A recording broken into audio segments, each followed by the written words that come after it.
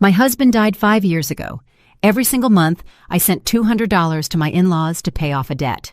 One day, my neighbor from the floor below told me, "Stop sending them money and look at the security camera." The next day, I reviewed the footage. The scene that unfolded before me left me frozen.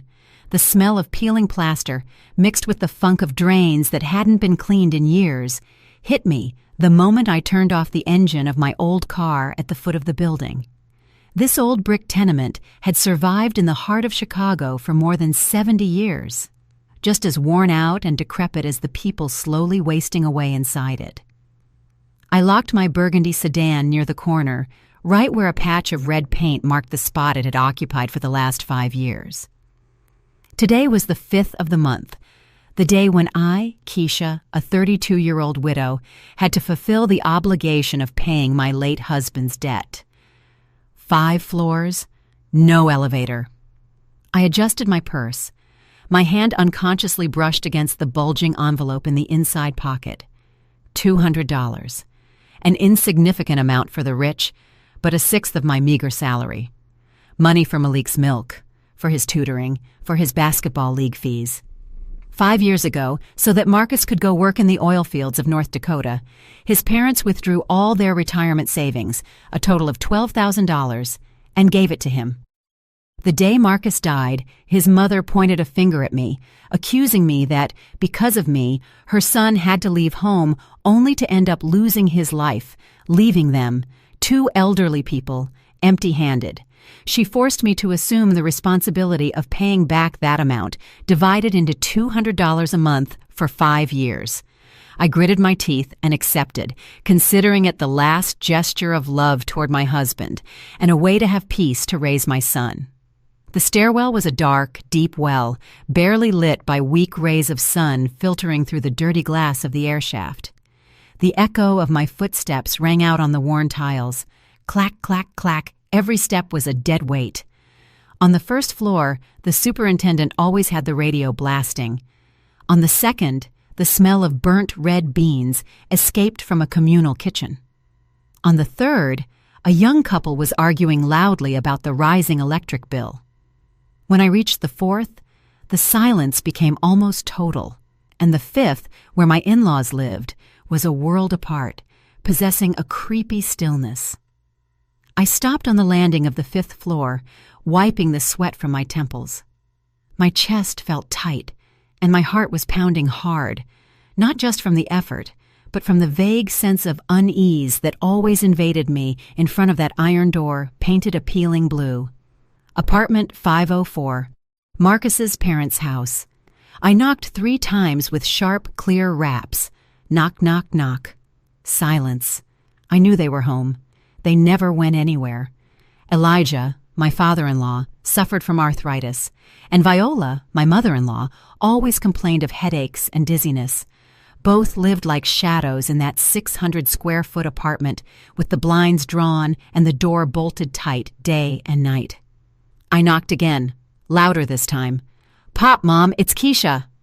Almost a minute passed until I heard the shuffling of slippers inside. The sound of the deadbolt sliding back was dry, like the cracking of an old man's bones. The door opened just a crack, barely enough for a wrinkled and grumpy face to peek out. It was Viola. She was a little over 60, but looked much older. Her eyes, sunken and surrounded by dark circles, always looked around with suspicion, as if she feared someone would steal her soul. She didn't open the door all the way. She kept the security chain on, creating a cold barrier between her world and mine. "Is that you?" Her voice was hoarse, lacking emotion. "Yes. Hi, Mom. I'm here to bring this month's money." I tried to keep a smile, though I felt my face muscles stiffen. "Ah, give it here," she said curtly. I opened my purse hurriedly and took out the envelope I already had prepared. I offered it with 2 hands through the narrow opening. "Here is this month's $200 so you can buy your medicine." Viola reached out a bony hand crossed with blue veins and snatched the envelope with the speed of a bird of prey. Without counting it or looking at it, she stuffed it directly into the pocket of her housecoat. The gesture was so automatic and decided that I felt like a stranger in debt, not her daughter-in-law. "Is Malik okay?" she asked without looking me in the eye, shifting her gaze toward the stairs behind me, as if watching to see if someone was coming up. Yes, he's doing great. He doesn't stop asking about his grandparents. This weekend, if you want, I can bring him over to spend the day with you. I've almost finished paying the debt. I'd like you to be more comfortable with him." Upon hearing that, Viola's face soured, and she waved her hand nervously. No, your father is doing bad with his leg, and I have a headache. A child in the house is too much ruckus. We aren't up for noise. Finishing the payments is your business. We'll call you when we're feeling better so you can bring him." The same excuse as always. In 5 years, the times little Malik had stepped into that house could be counted on the fingers of one hand, and every time they kicked us out after 15 minutes with any pretext. "Okay, well, maybe another time." I lowered my head, swallowing the bitterness rising in my throat. "Go on. Leave now. Standing in the draft, you're going to catch a cold, and then it's worse." Saying this, Viola slammed the door shut. The deadbolt sounded with a definitive click. I stood there planted, looking at the cold and impersonal iron door. Not an invitation to come in, not a glass of water. I pressed my ear to the door, hoping to hear my father-in-law's voice, or at least the sound of the television. Any normal noise of an inhabited house. But no. Inside reigned absolute silence. A terrifying silence. As if that house were a giant tomb devouring any sound of life. The wind sneaked through the stairwell, chilling my back. I shivered and pulled up the collar of my jacket, turning around to go down. My heart felt heavy. "Marcus, you left and stuck me with this debt. I've almost finished paying it. Why are your parents still so cold to your son and me?" The question floated in my mind, getting lost in the void of the dark staircase. I didn't know that in the precise instant I turned around, a pair of eyes was watching me through the cracked blind, a look that wasn't that of an old man, but one sharp and calculating. I went down to the courtyard feeling like I was escaping an airless basement. The afternoon sun, a pale yellow, filtered through the branches of the trees, drawing spots of light on the concrete ground. The atmosphere of the courtyard contrasted with the stillness of the 5th floor. Some kids were playing basketball, shouting at the top of their lungs. Several women sitting on benches were snapping beans and gossiping animatedly. I was heading toward my car, ready to start it to go pick up my son, when a wrinkled but firm hand grabbed my wrist. "Keisha, is that you, baby?" I turned, startled. It was Miss Hattie. She had been the president of the tenant association back in the day, and although she was retired, she kept that air of authority and the taste for knowing everything. She was sitting on a stone bench, fanning herself with a piece of cardboard, and looking at me intently with narrowed eyes. "Yes.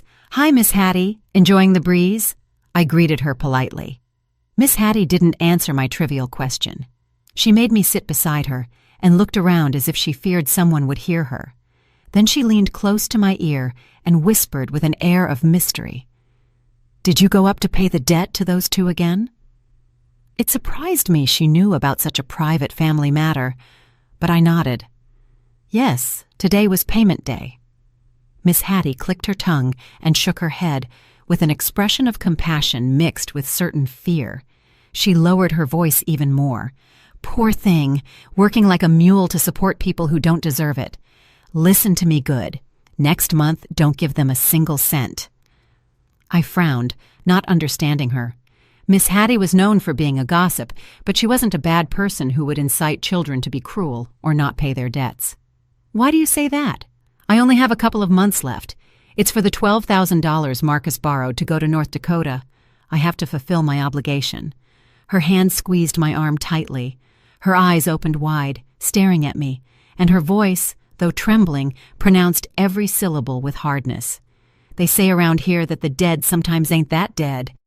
A chill ran down my spine. I got goosebumps. Miss Hattie's words were like a blast of freezing air from the beyond in broad daylight. "What are you saying? My husband died 5 years ago. We have the death certificate. We even brought his ashes back." She interrupted me with a wave of her hand. "I ain't talking about ghosts. I'm talking about flesh and blood people. Haven't you noticed? That house is quieter than a church during the day, but around 1 or 2 in the morning you hear noises. One night I couldn't sleep. I went out on my balcony to smoke a cigarette and saw the shadow of a man going up to the 5th floor. The way he walked looked real familiar to me. Real familiar. My heart started to beat hard. Yes, that way of limping with the shoulder dropped a little, just like Marcus after he broke his leg in that motorcycle accident. And the strangest thing is that whenever you come to bring the money, that same night or the next, that shadow appears. I stood paralyzed, my mind blank. Marcus died in a work accident in North Dakota. A representative from the contracting company brought us the urn with his ashes. Surely you're mistaken. Your eyesight isn't what it used to be. I tried to find a logical explanation, but my own voice was trembling. Miss Hattie shot me a sharp look. I'm old, but I ain't senile. Besides, I saw him. He was wearing a cap pulled down to his eyebrows and a face mask. If he was a thief, he'd be lurking around. But this one took a key out of his pocket and opened the door like it was his house. If you don't believe me, that's your problem, but listen to me and check it. On the landing between the 4th and 5th floor, the building management just installed a security camera for robberies. Ask someone with connections to get you the footage. Saying this, Miss Hattie let go of my arm and went on fanning herself as if nothing happened. I got up with trembling legs and walked toward my car. My head was a whirlwind. Miss Hattie's words echoed inside me. Not that dead. Walks with a limp. Opened the door like it was his house. I put the key in the ignition with shaking hands. A vague but overwhelming fear began to take over me. If Marcus was alive, why had he let me carry this enormous debt for 5 years? The streets of Chicago at rush hour were chaos, but I felt completely detached from all that. In my head, a movie was repeating in slow motion, connecting fragmented memories of the last 5 years. I remembered the visits to my in-laws. Why did Viola always demand the money with such hardness? The $12,000 were their retirement savings. They didn't need it immediately. Why did they insist I pay them $200 every month without missing a cent? Their combined Social Security checks totaled almost $2,000. Living where they lived, it was more than enough for 2 elderly, austere people. What did they need $200 more in cash for every month? To save or to support someone? Once last summer, in infernal heat, I brought them a bag of oranges. When Viola opened the door, I saw out of the corner of my eye that inside the house the blinds were completely drawn. They didn't have air conditioning or the windows open. How did 2 old people stand the heat like that unless they were trying to hide the presence of someone else? "Mama, Malik is waiting for you." The high-pitched voice of my son brought me back to reality. I had arrived at the gate of his school. The boy ran toward me, sweating. I hugged him, feeling a knot in my stomach. Malik's father. The day I received the news of Marcus's death, I fainted several times. Viola only repeated that he had gone to seek a better future for the family. Now that he's died, we're left with nothing and with debts. You are his wife. You have to take charge. For the love of my son, so he wouldn't lose his grandparents, I accepted working without rest to pay the debt. But what if what Miss Hattie said was true? The idea made me swerve, almost crashing into a car coming in the opposite direction. "Mama, are you okay?" asked Malik, scared. "Yes, baby, it's nothing. I'm just a little tired." When we got home, after making dinner and putting my son to bed, I sat in front of the computer. The screen glowed, but I couldn't concentrate. I opened a drawer and took out my budget notebook. The line, "Pay debt, grandparents, $12,000, was circled in red. I had paid for 58 months. Only 2 were left.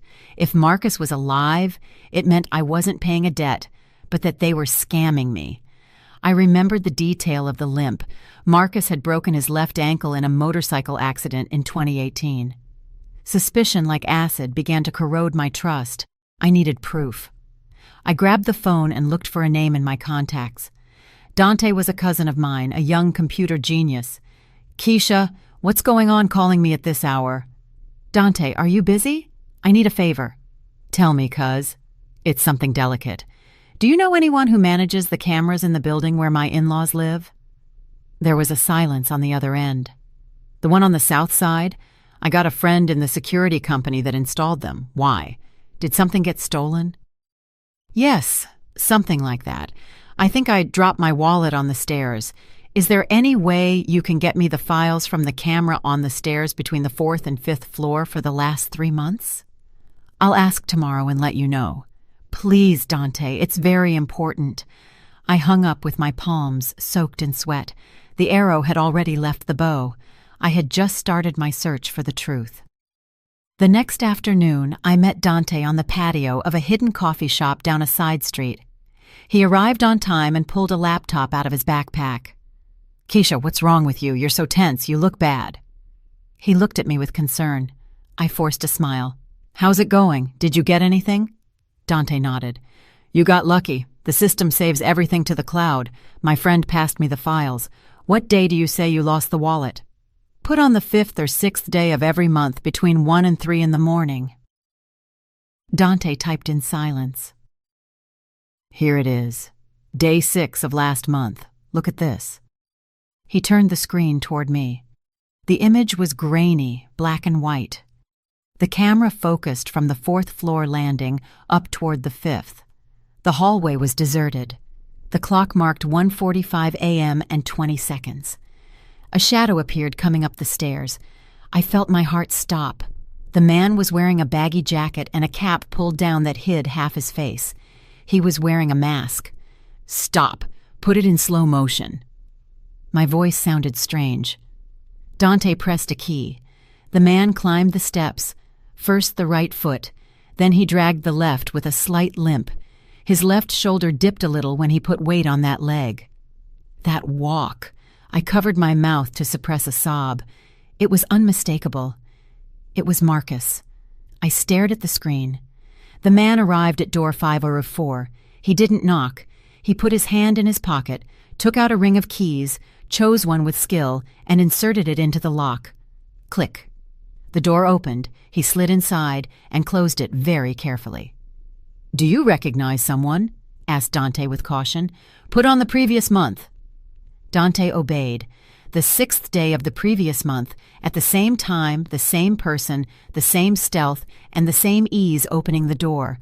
I watched the 3 videos of the last 3 months in a row. The pattern didn't change. The night after I handed over the money, he appeared.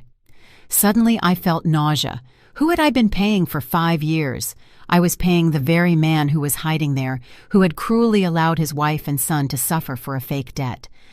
Dante, copy all this onto a USB for me and not a word to anyone, please. Dante saw the seriousness in my face and nodded. Relax, I won't say anything. I grabbed the USB, squeezing it in my hand. This was huge, bigger than if the sky fell. I got up and ran out of the shop. Marcus was alive, and he, together with his parents, had staged this farce to exploit me to the bone. When I got home, I locked my bedroom door and let myself fall to the floor. The laptop played the video over and over again. I remembered the jacket he was wearing. It was one I myself had given him before he went to North Dakota. Marcus wasn't dead. Why fake his own death?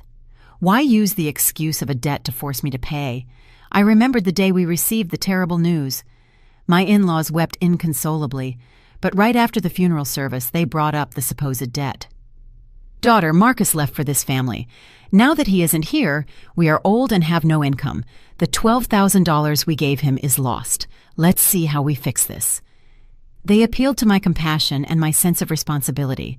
They knew I would never abandon my husband's parents, and just like that, they turned me into their ATM for 5 years. The pain was transforming into anger, a rage that burned slowly. Almost $14,000 counting interest and gifts. It was my sweat, my tears. I had saved every penny to support the ghost of my husband and his 2 accomplices.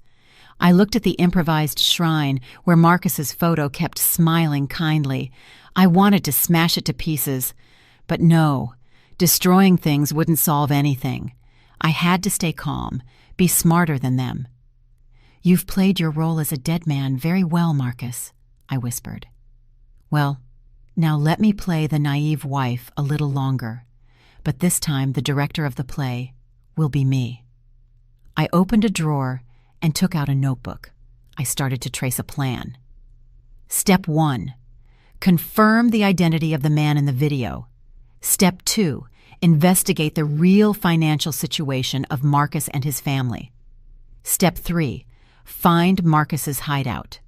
Tomorrow, the hunt would begin. I was going to hunt my own dead husband. The next morning, I got up as always. I made breakfast for Malik, ironed his uniform, took him to school, and then went straight to work. On a sticky note, I started recalculating the figures. Original debt, $12,000. $200 a month times 60 months equals $12,000. Plus on holidays, birthdays, and for medicines, I always gave something extra. The total amount I had given them in 5 years exceeded $14,000. Think how I could have changed my life and my son's. And instead, I had thrown it into that bottomless pit on the 5th floor. I sent a message to Dante. Investigate if there are strange movements in my father-in-law's bank account. I suspect the money I give them isn't used to live or pay any debt. Dante replied, That's complicated because of data protection, but I can try indirectly. Give me some time. I put the phone away. I needed to get closer. An idea crossed my mind. If he came back home to collect the money I had just delivered, did he need it for something, or did he live off it? That afternoon, I left work early and went by my in-laws' building. I parked the car and sat on a bench pretending to rest. Well, look who it is, Keisha. A shrill voice called me. It was Mrs. Jenkins, the neighbor from the 4th floor. Hi, Mrs. Jenkins. I was passing by and came up to see how the grandparents were doing. Mrs. Jenkins sat next to me. You're so good, child, paying your husband's debt for so long. By the way, are they okay lately? It's just that every night I hear a tremendous ruckus upstairs. Ruckus? What kind of ruckus? Well, that at late hours of the night I hear strong footsteps on the ceiling like a young man, and sometimes I hear the toilet flush at 2 or 3 in the morning. My heart sped up. Must be my father-in-law. With the pain in his leg, he walks more clumsily, I improvised. Mrs. Jenkins made a face. Pain in the leg, my foot. And another strange thing. Those two are stingier than anyone, always complaining they were left without money because of what happened to your husband. But lately, every night, I see your mother-in-law go down with a huge black trash bag. The other day, out of curiosity, I looked and saw pizza boxes and beer cans peeking out. What are 2 old folks doing eating those things? I stood there stone-faced. Pizza boxes, beer cans, those were Marcus's favorite things. And you didn't ask her? Of course I asked her. She told me they were offerings she put out for the deceased. What an excuse. Who puts out so many offerings? Mrs. Jenkins' story was a crucial piece of the puzzle. Marcus not only went to the house for money, but he probably lived there, spending the money I earned with the sweat of my brow. 2 days later, I decided to act. I went to a department store and bought a high-end foot massager. I chose 8 o'clock at night for my visit. I climbed the 5 floors carrying the bulky box. In front of door 504, I sharpened my hearing. Inside, the television and voices could be heard. Eat, son. Eat while it's hot. Your wife just brought the month's money, so spend without fear. It was Viola's voice. Relax, Ma. I got it all under control. When I finish getting paid off, I'll disappear for a while. That fool wife of mine believed it all. She hasn't missed a single month. That voice. I froze. A deep voice, slightly raspy. It was Marcus's voice. My blood boiled. I wanted to kick down the door and enter, but reason stopped me. I knocked. Knock, knock, knock. The voices ceased immediately. Who is it? Asked my father-in-law from inside. Pop, it's Keisha. I brought you a foot massage machine. A good while passed until I heard the shuffling of slippers. The door opened a crack. This time, it was Elijah blocking the entrance. At this hour, daughter. Why didn't you call? I got off work, passed by Macy's, and saw this machine that works great for your arthritis. Elijah stepped in my path. No, leave it there. The house is very messy. I'm not a stranger, Pop. Besides, I wanted to come in to light a candle for Marcus. My father-in-law's face fell apart. What nonsense are you saying? Go on, go home. Just at that moment, from the back bedroom, a cough was heard. A dry, short cough of a man. My father-in-law jumped. "Your mother is with the cough again. Go now, go on." He snatched the box from my hands and slammed the door shut. I was left alone in the hallway. That cough wasn't Viola's. Marcus's presence in that house was confirmed. The next morning, I received a call from Dante. "Keisha, I found something interesting." I went to see him. He showed me an Excel file on his laptop. I checked the transaction history. The pension checks arrive punctually every month, but they haven't withdrawn a single dollar in years. They have tens of thousands of dollars accumulated. "They don't withdraw money?" I asked, astonished. "Nothing, only deposits." "Then what do they live on?" "The pizza, the beer, the things Mrs. Jenkins says she sees, all that costs money." "Cash," I said out loud. "Apart from my money, someone else has to be giving them cash." "Exactly, and that person can only be Marcus. He doesn't make transfers so as not to leave a digital trail. He brings them the money in hand when he goes sneaking in at night, so they aren't needy. They have a fortune that their son gives them, and even so, they've been squeezing you to the last cent." I clenched my fists. This truth was even crueler than if they were poor. They were rich thanks to their son's dirty money, but their greed led them to steal the sweat of my brow. "I suspect Marcus is involved in something illegal. The money he makes isn't small. Can you find out what he's doing?" "That's harder, but I'll try to follow the trail through his old contacts." "Thanks, Dante." Marcus was hiding somewhere, involved in shady business, and using his parents and a fake debt to exploit his own family out of pure greed. Leaving Dante, I passed by a print shop. I was still missing one piece: Marcus's death. I remembered the day we received the urn. The representative, a guy named Mr. Tate, said Marcus had had an accident and they had to cremate him urgently. The family couldn't go to North Dakota to identify the body. My in-laws agreed, saying it was better for their son to rest in peace. I decided to call Mr. Tate. "Hello?" "Hi, Mr. Tate. This is Keisha, Marcus's wife." "Ah, hello, Keisha. How can I help you?" "I'm processing the widow's pension, and the insurance company is asking me for the original forensic report and the death certificate from the state. Could you help me get them?" "Oof, that's very difficult. 5 years have passed. Those papers don't exist anymore. Besides, at the time, everything was done via humanitarian channels. The documentation was very basic." Mr. Tate stuttered, "Please try. I'll compensate you for the trouble." "Well, I'll see what I can do." Mr. Tate hung up hurriedly. His attitude confirmed my suspicions. He had surely collaborated in the falsification of the documents. I looked south, toward the rural town in Indiana where Marcus's family was from. The urn with his ashes was in the family plot. I had to open that urn. I called my mother-in-law. "Mom, this weekend I want to take Malik to the country to put flowers on his father. I've already paid the whole debt, and I want to go give thanks." "It's a very long trip. What are you going for?" said Viola curtly. "I can't help it, Mom. Last night I dreamed of Marcus and he asked me to. I'm very worried."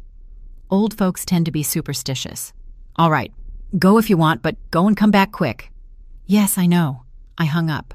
The trip to Indiana would be the key. In that cold ceramic urn, the whole truth would be revealed. "Marcus, you hide from your debts. You make your wife pay them for you, but you won't be able to escape justice." That weekend, under an intense yellow Midwestern sun, I took Malik in my old car down a highway that wound between cornfields. We left at dawn to reach the town before noon. Malik was excited. He wouldn't stop talking, asking about the tractors, about the grandparents he never knew. My son's innocent laughter was like knife stabs in my heart. The purer he was, the heavier the guilt of the adults. I didn't dare tell him the true purpose of our trip. For him, it was a visit to his father's town. For me, it was the trip to find the evidence that would unmask his cruel father. When we arrived in town, several relatives received us warmly. My uncle-in-law, the one who took care of the cemetery, came out to help us with the bags. "What a joy, Keisha. It's been so long. Malik is growing into a little man. He's just like his father." That innocent comment hurt me.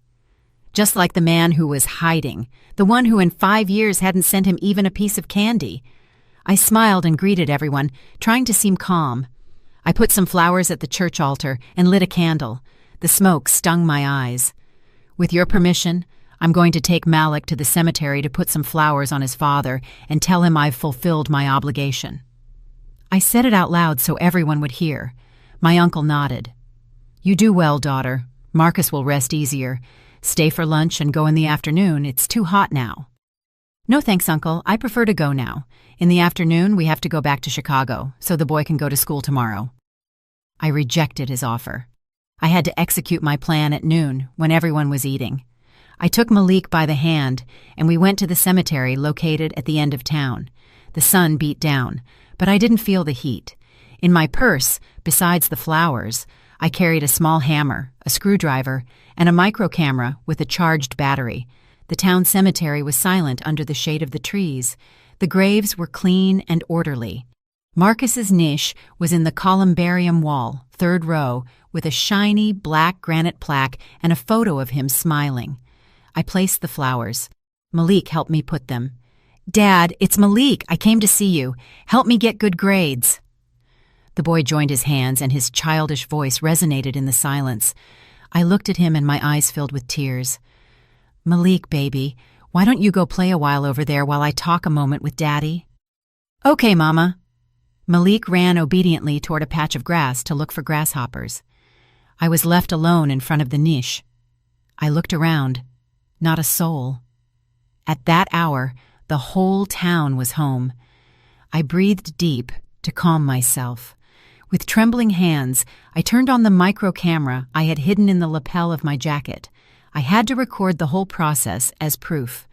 I approached the niche. The urn was behind a small glass door, locked with a key. My uncle had given me a copy the day of the burial in case I wanted to clean it sometime. He never imagined that key would open the door to such a raw truth. I put the key in the lock. The click sounded dry and metallic. The little glass door opened. The earth-brown ceramic urn appeared before me.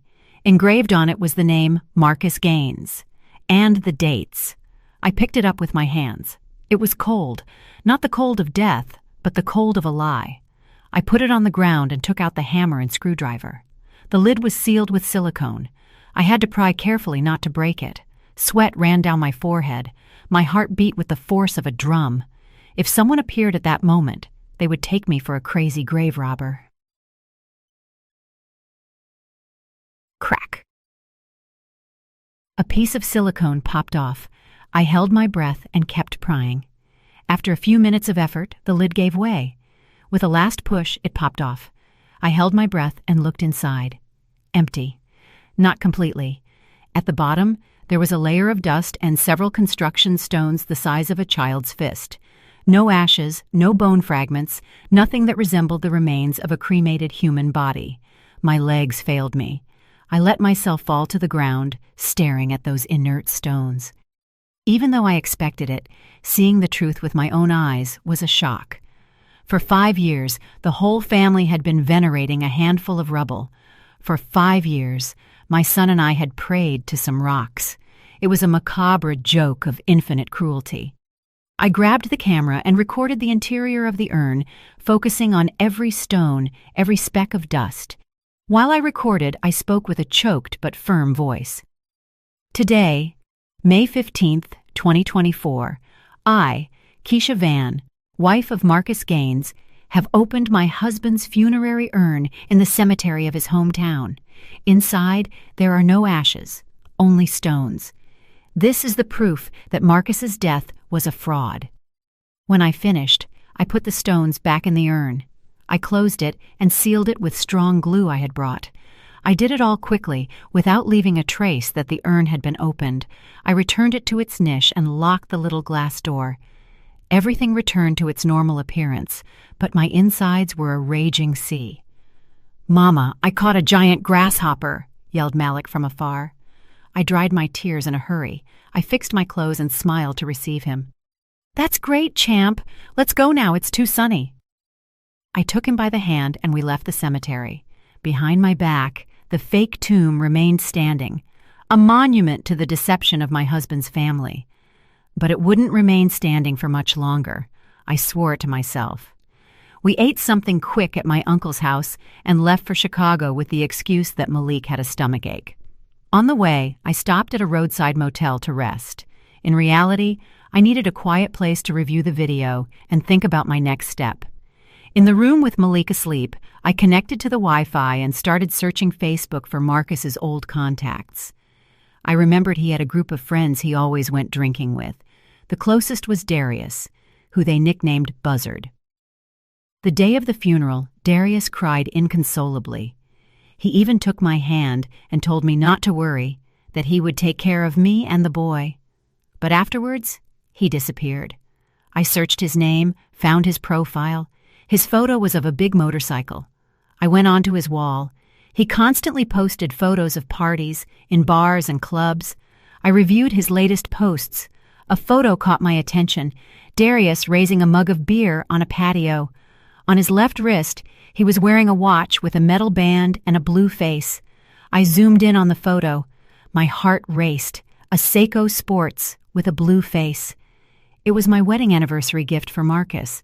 I remembered it perfectly because I myself had ordered our initials K and M engraved on the back.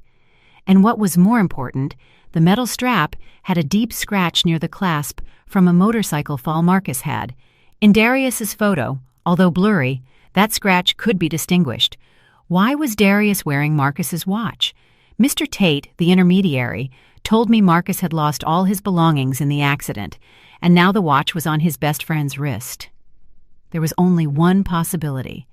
Marcus had given it to him, or Marcus was with him. I kept looking at his photos. Darius often posted from an industrial park in Gary, Indiana, just across the state line. The pieces began to fit.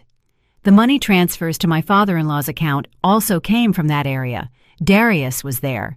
Darius was the accomplice, the one helping Marcus launder the money and contact his family. And probably Marcus was hiding close to where Darius lived or worked. I took screenshots of all the evidence. I already had the most important clue. Darius Buzzard was the key to finding Marcus's lair. When I arrived in Chicago, I sent all the information about Darius to Dante. Investigate this guy urgently. His name is Darius. He's Marcus's best friend. I suspect he's hiding him. Find out what he does, where he lives, where he moves. Dante, with his computer skills, didn't take long to pull Darius's history. 2 days later, he summoned me to a coffee shop. Keisha, this Darius ain't clean. He works as a manager at a mechanic shop in an industrial park in Gary. But the shop is a front for a loan sharking business. No wonder he has so much money for parties. I nodded. I tracked the location of his cell. This is a little illegal, don't tell anyone. He has a very strange movement pattern. During the day he's at the shop. At night, he goes out partying. But around 11 at night, he always drives to an abandoned warehouse at the back of the industrial park. He stays there an hour and then goes home. An abandoned warehouse. My eyes lit up. Do you think Marcus is there? It's very probable. The area is deserted. It's perfect for hiding. Besides, I checked traffic cameras in the area and saw that Darius's car usually carries bags of food and other supplies when he goes in that direction. It's him.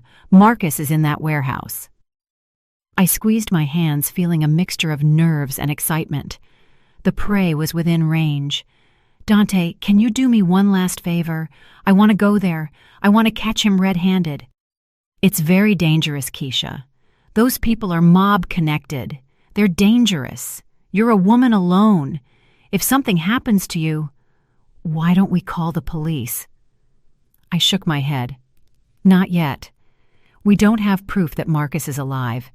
If we call the police, they'll only do an administrative check and he could escape. I need to record his voice, an image of him, something that proves it's him and that he admits everything. Only then will we have irrefutable proof. Dante sighed. All right, I'll go with you. I have some gadgets that can help us, and I know some self-defense. But you have to promise me you'll do exactly what I tell you. No recklessness. I promise. Thanks, Dante. We started planning the night hunt. The best moment was the following night, when, according to his routine, Darius would go to the warehouse to bring provisions. I went back home and looked at our wedding photo. Marcus's smile seemed fake and disgusting to me. You hide very well, Marcus, but you forgot one thing. No lie lasts 100 years. Tomorrow night I will take off your mask. I hugged Malik and kissed his forehead.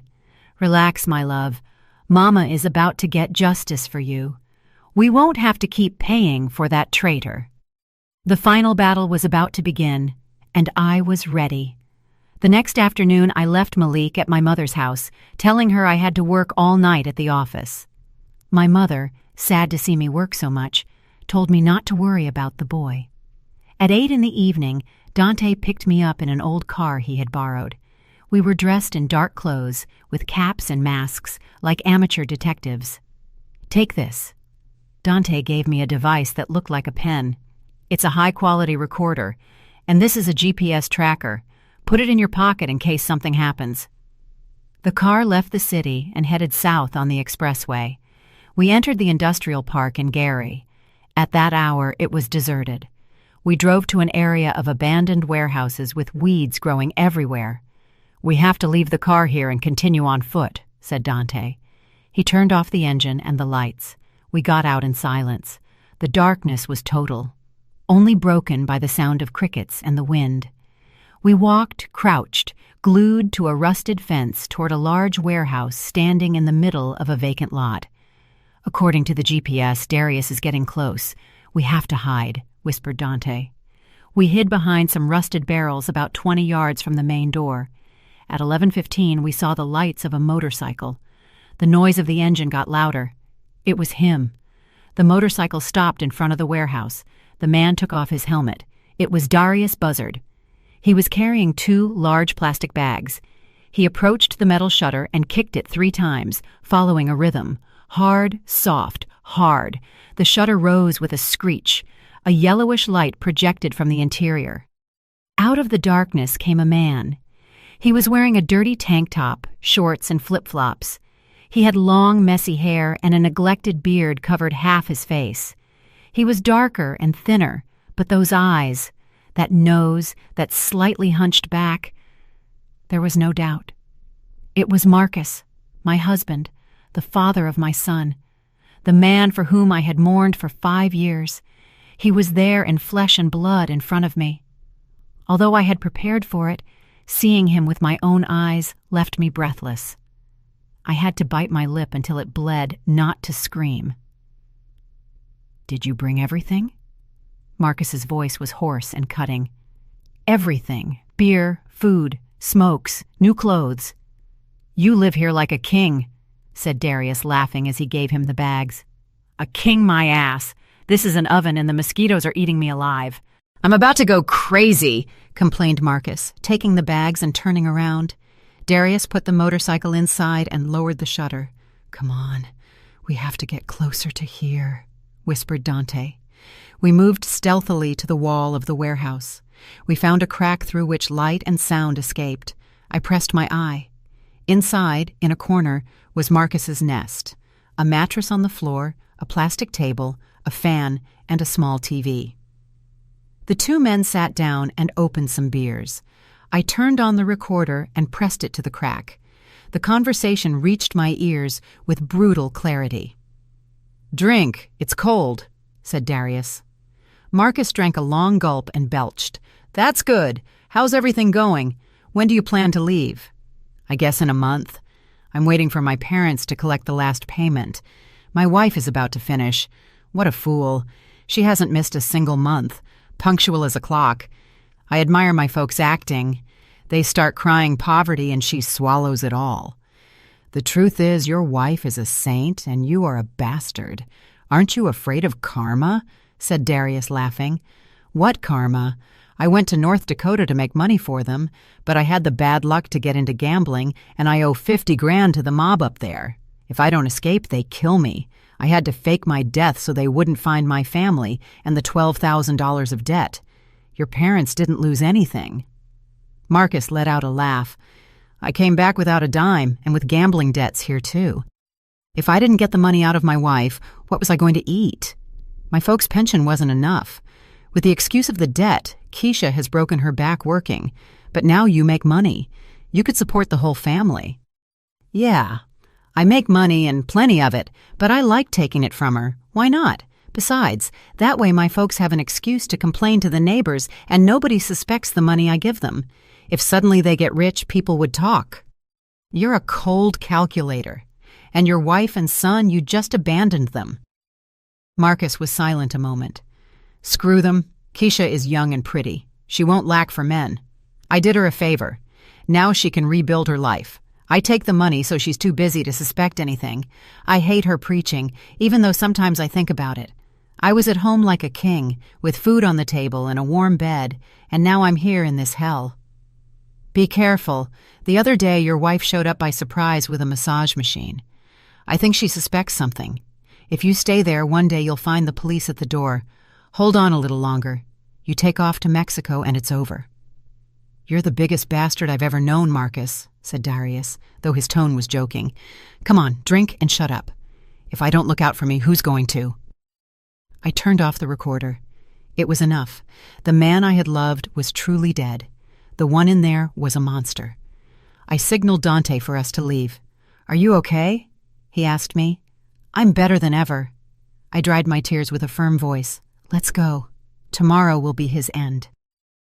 The next morning we went to the office of a lawyer Dante knew.